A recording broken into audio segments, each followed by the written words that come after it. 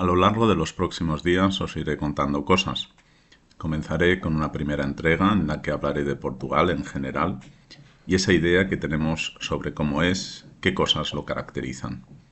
Continuaré con algunos imprescindibles como Lisboa, Oporto, Praga, Coimbra, etc. Seguiré describiendo la raya portuguesa con sus hitos más significativos, comenzando con algunas notas históricas sobre el surgimiento del país y su relación primero con el Reino de León, luego con el de Castilla y finalmente con España. Luego veremos la ruta templaria, en la que hablaré de la presencia y las huellas de la Orden Templaria en Portugal, que entronca con la posterior Orden de Cristo.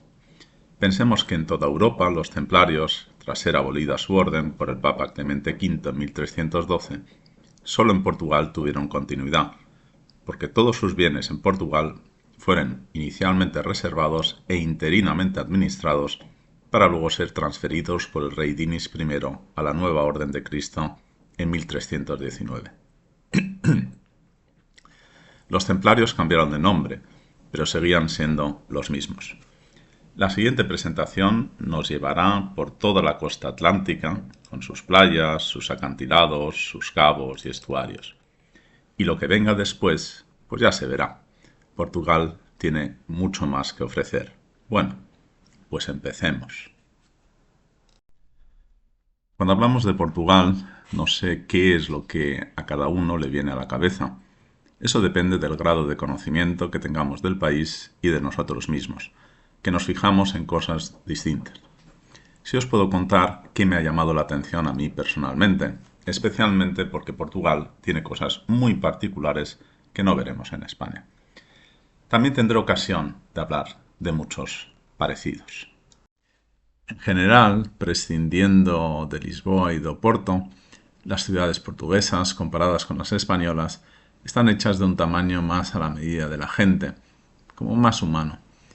Entiéndase como que no agobian, hay más espacio, más tranquilidad, menos prisas.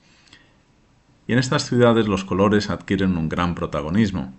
Si en España predomina a menudo el color tierra, en Portugal son los colores pastel, amarillos, ocres, azules, verdes o rojos, combinados siempre con el blanco de la cal. Las ventanas suelen tener un marco, una moldura de piedra de color grisáceo. Este modelo se repite en casi todas las ciudades y pueblos y no se da en España. Unido a esto están las iglesias encaladas, especialmente las alentejanas y algarvias en el sur, extremadamente parecidas las unas a las otras, también por sus formas, que destellean al sol. Por otro lado, también es verdad que en el área al norte veremos, al igual que, por ejemplo, en Galicia o en Zamora, mucha piedra de granito, propia de la zona granítica ibérica, que se extiende especialmente por la mitad noroeste de la península. Otra cosa que nos llamará inmediatamente la atención es la calzada portuguesa. Se trata de pequeños bloques de piedra que adquieren más o menos la forma de un cubo, con los que se pavimentan aceras, plazas y algunas calles. Son lo más parecido a nuestros antiguos adoquines, pero más finos, más trabajados. Los hay de dos tipos, de basalto negro y de caliza blanca. Los artesanos calceteiros los disponen sobre el suelo a mano, formando patrones bicolores de todo tipo, desde simples geométricos hasta auténticos cuadros llenos de detalles. Es un trabajo artesanal ímprobo, pero una seña de identidad portuguesa. Los siguientes son los azulejos, especialmente los que combinan los colores azul, obtenido de óxido de cobalto, y blanco, que detectaremos en fuentes, en los interiores de numerosas iglesias, edificios públicos o palacios, pero también en muchas de sus fachadas, incluso en las de casas normales. El azulejo, que es una baldosa vidriada, ya era usado por los árabes en la península y posteriormente se extendió su uso por toda la península cristiano-medieval. El nombre deriva del árabe azuleij, que significaba en origen pequeña piedra pulida.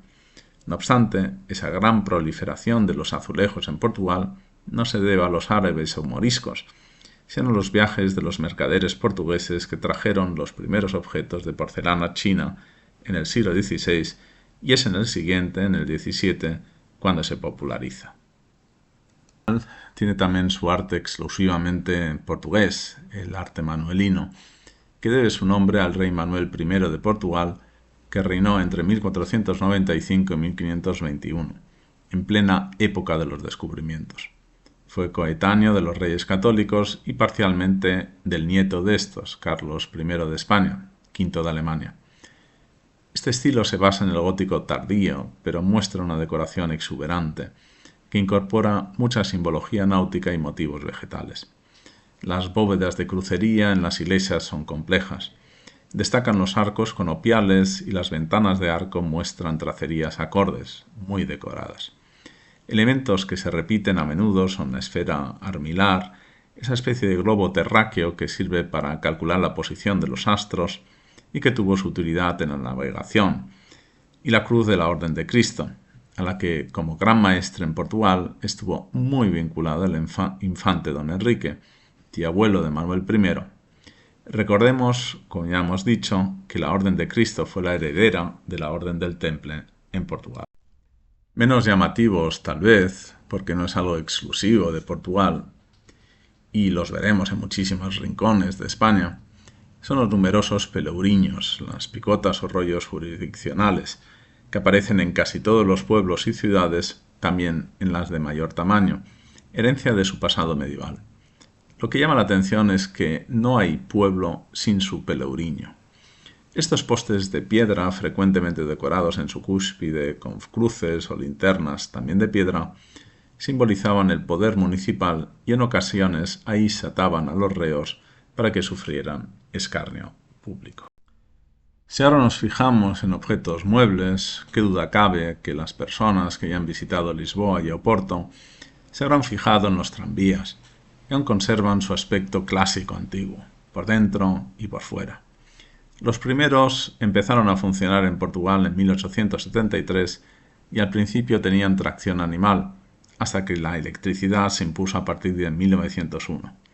En las líneas 12 y 28 en Lisboa se utilizan aún modelos de los años 30 y 40 remodelados, porque fueron modernizados en 1990, sin que perdieran su tipicidad, destacando su carrocería de madera pintada, así como los asientos de madera. Y si nos queremos llevar un souvenir, qué mejor que un gallo de Barcelos. Los hay en todas las tiendas. Tiene cierto parecido físico con el francés. El de Barcelos es más larguirucho, pero el francés está más relacionado con la identidad de un país entero.